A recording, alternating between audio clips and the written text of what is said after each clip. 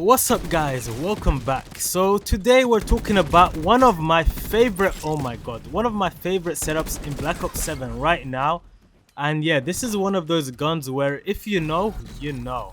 The MK-35, or should I say the M27, it's just that gun at the moment. And today we're focusing on the M27, and I'm telling you right now, this guy has no chance. Look at him, absolutely doesn't know where he got hit from.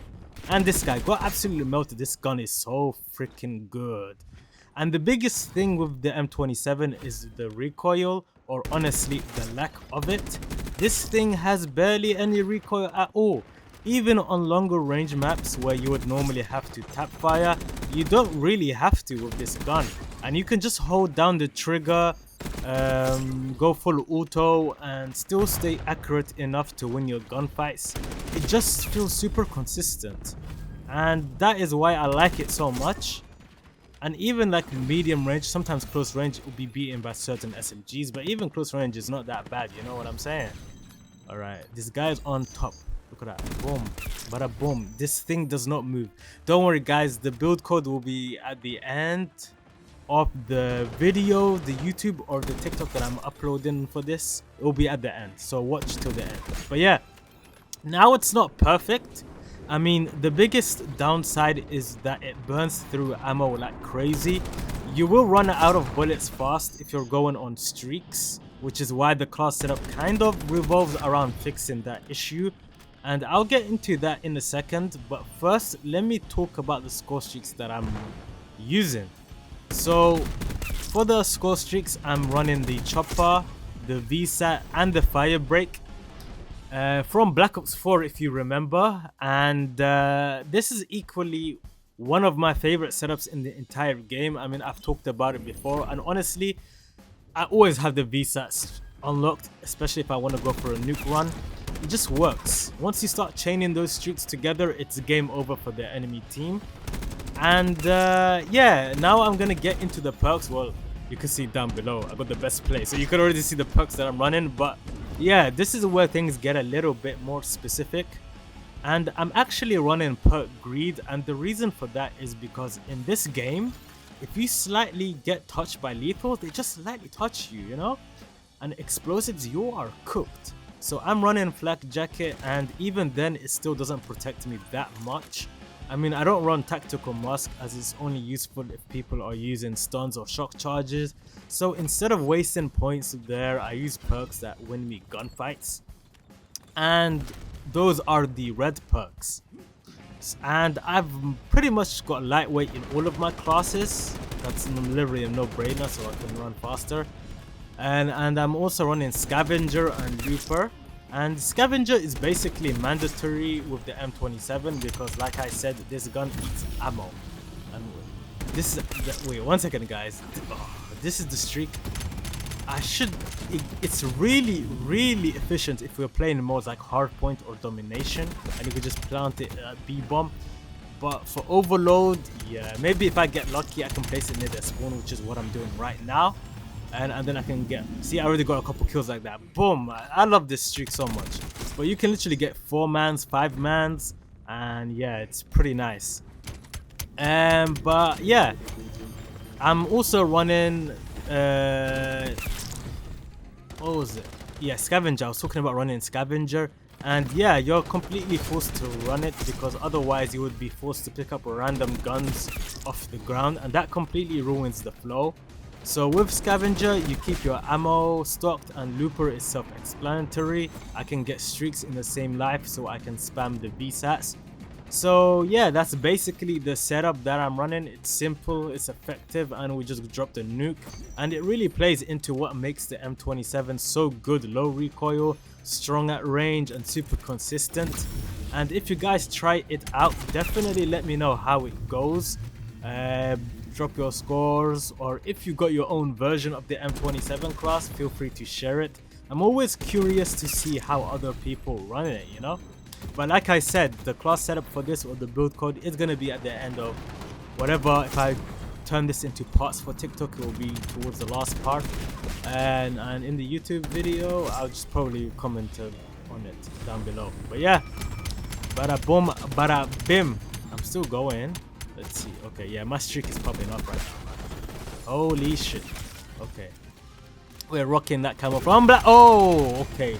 My attack helicopter saved me right there. My teammates are almost capping the last point, so yeah, it's perfect time to call it in. Yeah, let's go. Ooh. And yeah, did I say I love Plaza so much? This map is so flipping good. Oh, we unlocked more headshots. Alright, so you've probably seen these videos before, the ones where people claim they're making tens of thousands of dollars from YouTube automation, flexing these perfect looking analytics dashboards. You also see them on Twitter as well, and every single time I see one, something just feels off. Like, it looks good but a little too good, you know? Like they say, oh, we made like 20,000 and this YouTube channel just started in 2 weeks. So yeah, so I decided, you know what, let me actually do some investigation, a little detective Sherlock Holmes, and not just watch the video and move on. So I actually bought the course. I think it was like only 30 euro, something like that. Went through all the content and tried to understand what's really going on behind the scenes. And honestly, this whole thing is way deeper than I expected, or goes way deeper than I expected. So it all started in the last 2 weeks. I was on a call with a friend, just scrolling, and I came across this video of a guy wearing a mask showing his YouTube analytics with the caption, POV, you post Roblox shorts as a job. And I didn't save it because I liked it, I saved it because it felt weird. The dashboard just didn't look right. I mean, the real-time graph wasn't moving the way it normally does, and the live updating icon wasn't posting, and the font looked slightly off, and the profile picture was ISO for some reason, and the thumbnails didn't even match the content he was claiming, and somehow people in the comments were actually believing it. Then I noticed even more weird stuff, like the graph had shorts icons but the thumbnails were clearly long form videos, and when he clicked between metrics, the entire graph would just completely shift, which is not how YouTube Studio works at all. And this wasn't just one video, he had multiple clips where he's standing in front of a car holding YouTube plaques with a laptop showing the same weird dashboard, but none of those plaques were linked to any real channels, so either they're fake, bought, or under different names. Either way, it's pretty sketchy to me. And a few days later, I went back to his account and noticed it only started posting in January, and that's when it clicked. This is probably a funnel, you know, content which directly goes to link in bio, and then from that bio you buy the course. So I checked the link, and yeah, there it was, a course for $30. And now the website, honestly, one of the worst designs I've ever seen. But here's the funny part, when I checked it using the Wayback Machine, it actually looked way cleaner a year ago. Same testimonials though, same exact videos, and those testimonials, yeah, they felt off too. People claiming they hit 100k subscribers in like 2-3 months, thanking the course like it changed their life. But when I dug deeper, I realized those same testimonial videos have been reused for years, and then it gets worse. There was a section, I believe, with top students and 5-star reviews, but the profile pictures, completely fake. 2 of them were from Pinterest, and 1 was from a random woman named Nadia Nazar from UCLA, who clearly does not need a YouTube automation course. So now I'm thinking, okay, this is getting a bit ridiculous. So I kept digging and found out the course has been around since 2021, and it used to cost $100, supposedly discounted, from a whopping $450. And there was even a $600 one-on-one coaching option that never seemed to actually be available. And of course, same testimonials the whole time. Same fake urgency tactics too, limited time offer, yeah, limited for like 5 years apparently. And then I checked the domain info, and the website was created around December 2021, and they used random analytics screenshots as proof, which you can't fully verify, but it all just adds to the sketchiness. And it also looks like the whole operation, oh my god, 1 second guys, hold on a minute. Your boy's on a brutal.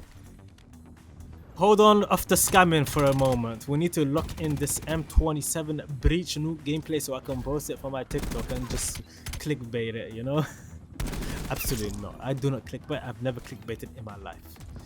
Alright, pull in the streaks. Yeah, this should be easy lock. This should be, yeah, come on. They all spawn in here. Come into my aim, and there we go, ladies and gentlemen. The nuclear. The M27 is just like, man, that's what I'm talking about. But yeah, what was I talking about? Yeah, limited for like 5 years apparently. And then I checked the domain info.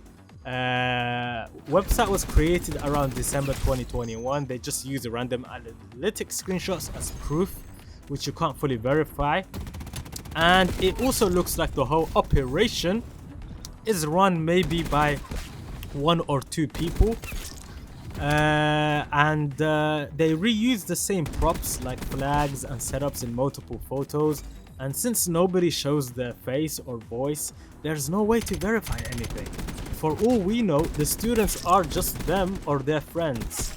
And now fast forward to today, the site looks abandoned.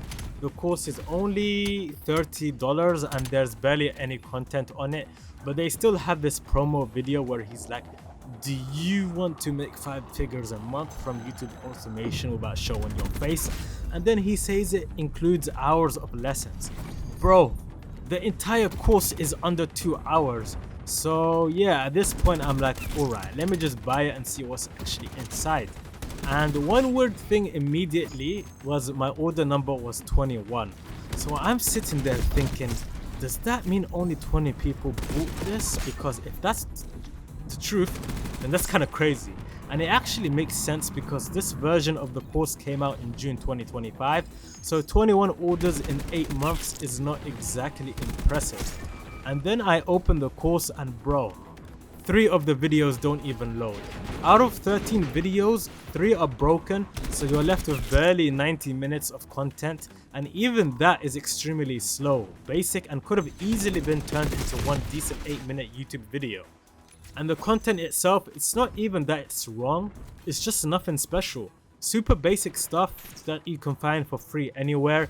And at one point, this guy even confuses RPM with CPM, which is like, come on, man. Some parts of the videos are literally unwatchable, and no, there was no editing, no structure, just thrown together like it was made. But yeah, so after finishing this whole thing, I'm thinking even a complete beginner wouldn't learn much from this. But then I went back to the original question, why did the YouTube studio look fake? And this is where it gets crazy. So I started looking at other videos under the YouTube automation tag, and suddenly I noticed they all look the same. Same style, same setup, same weird dashboard, every single one. So I'm going down this rabbit hole, clicking video after video, and I'm like, hold on, this is the exact same fake analytics in all of them. And then it hit me.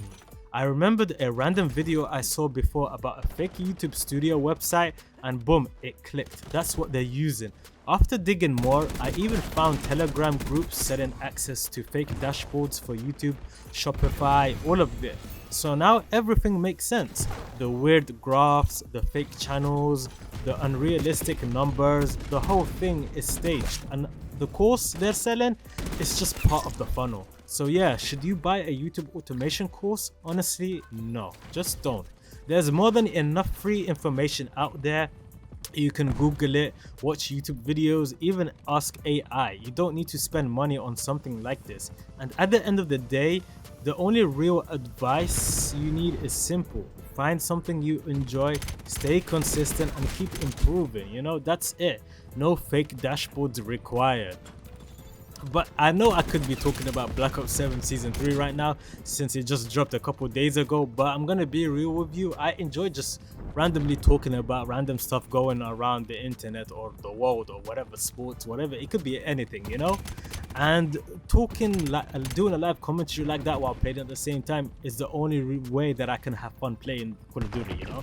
Or making videos, should I say.